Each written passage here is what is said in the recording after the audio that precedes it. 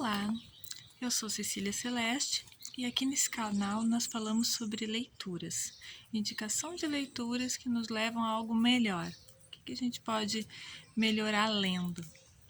Então, a indicação de livro de hoje é um livro de 2004, pelo menos essa versão aqui eu tenho de 2004, Escola sem Sala de Aula.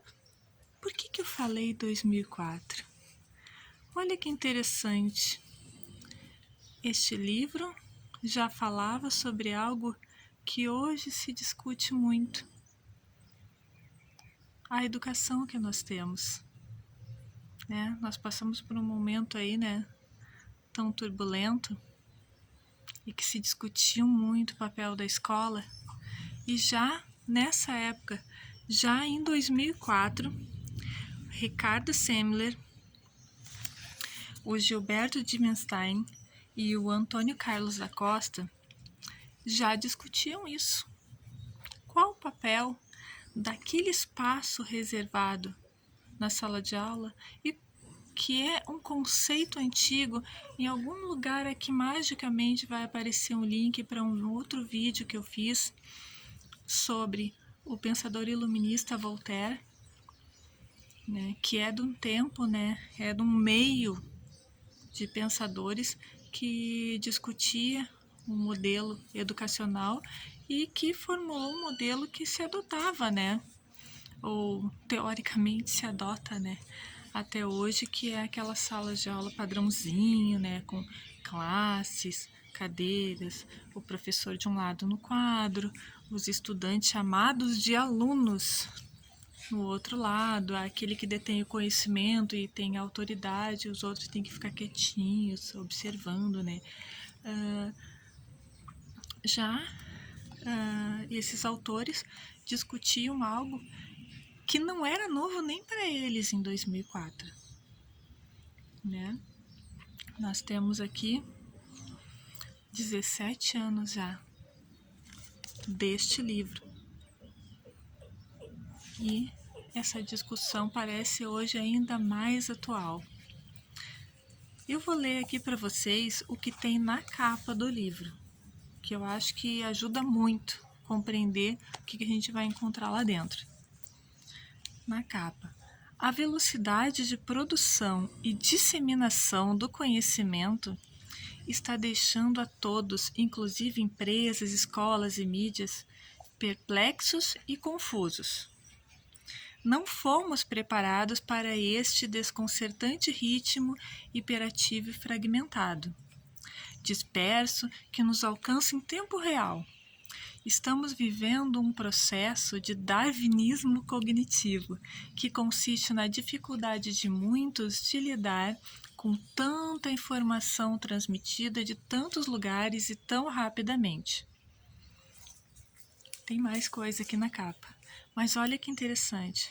Eu estou falando de um livro de 2004 que já discutia a velocidade e a quantidade de acesso de informação para as crianças e os adolescentes.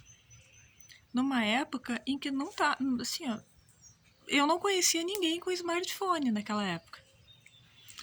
Hoje eu conheço algumas pessoas que não têm smartphone e algumas é só por opção. Claro, ainda muita gente não tem, mas pensa naquela época que isso ainda era uma coisa muito distante. Ainda assim, era assustador o ritmo em que o conhecimento e o acesso à informação chegava para as crianças e os adolescentes. Quem são, os autores? São 3 profissionais de diferentes ramos. Isso é muito bacana, essa discussão. É um bate-papo, entre os 3. A gente tem aqui o Ricardo Semler, que ele é empresário e conhecido pelas inovações nos métodos gerenciais centrados no conhecimento. Então, ele desenvolve experiência na escola Lumiar, Ricardo Semler, em que não tem um padrão de sala de aula. É mais ou menos assim, para não ficar dando muito spoiler do livro. A criança é matriculada lá, no início que ela estaria entrando num pré-1, assim, uns 4 anos, mais ou menos. Ela, até ela ter o tempo que um adolescente sai lá do ensino médio, 16 anos, 17 anos, tem um currículo para ela seguir, um currículo básico, né? Na verdade, não sei se currículo é a palavra mais bonita para usar aqui. Ela tem que desenvolver determinadas habilidades e demonstrar que conquistou determinados conhecimentos, que são os básicos, né? Mas lá dentro, e a escola em tempo integral, a criança, o adolescente entra na hora que os pais o levam. Não é assim, aquele ritmo, bateu, entrou, sala de aula, não sei o quê. Não, na hora que o pai levar, a criança tá lá. Na hora que o pai buscar, a criança não tá lá, deu. Simples assim. E lá dentro, as atividades são desenvolvidas com um tipo de liberdade e não é desorganizado. O livro explica muito bem de que forma as coisas são organizadas, mas elas são organizadas de tal maneira que a criança tem a opção de assistir essa ou aquela atividade, essa ou aquela aula. E assim ela vai adquirindo conhecimento, assim ela vai desenvolvendo suas experiências dentro da sala de aula, ao ponto de que quando ela chega a determinada idade, ela está apta, ela teve todos aqueles conhecimentos básicos, né? Ela cumpre lá o que o Ministério da Educação exigia na época, né? E ok, recebe seu certificado de conclusão de ensino médio, ou no caso do ensino fundamental, deu.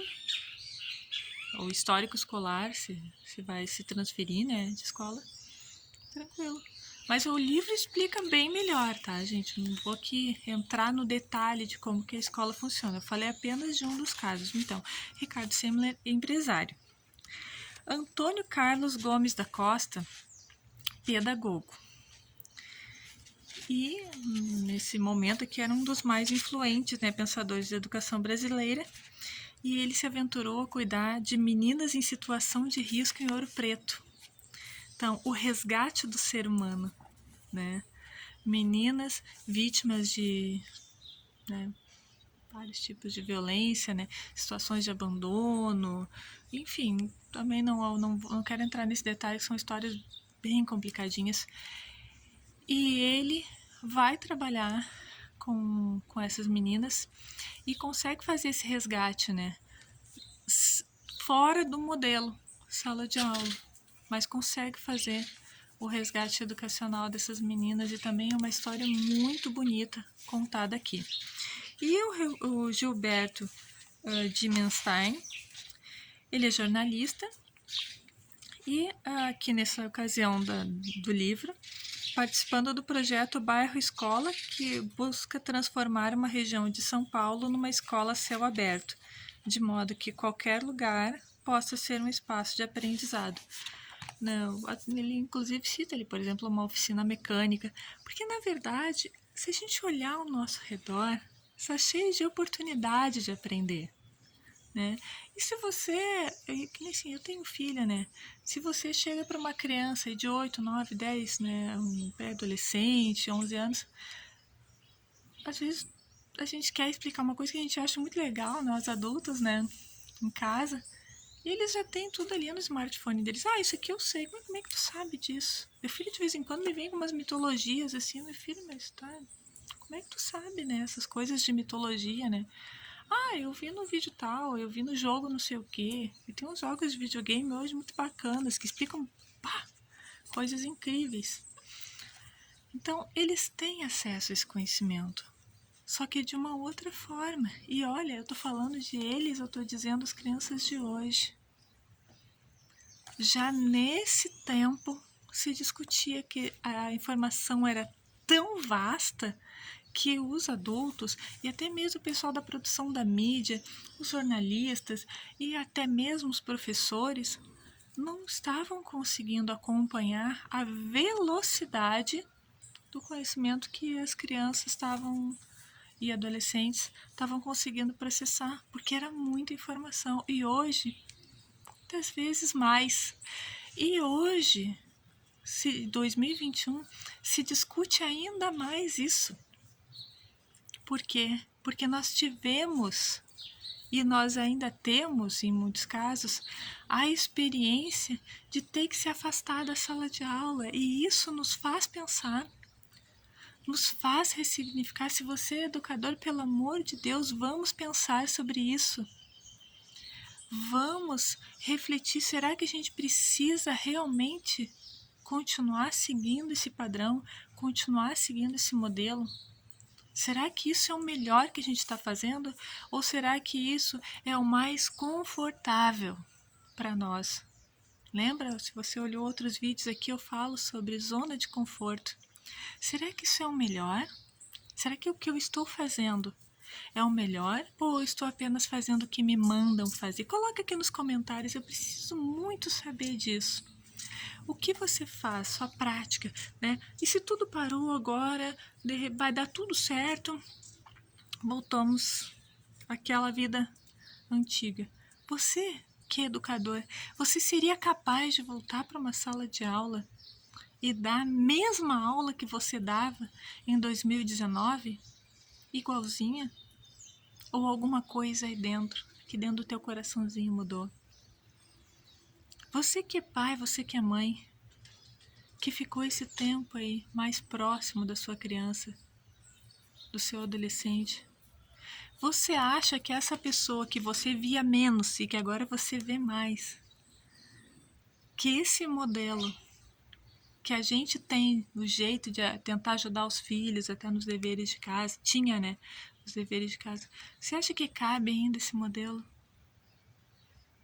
Vamos parar para pensar. O mundo mudou, tanta coisa mudou.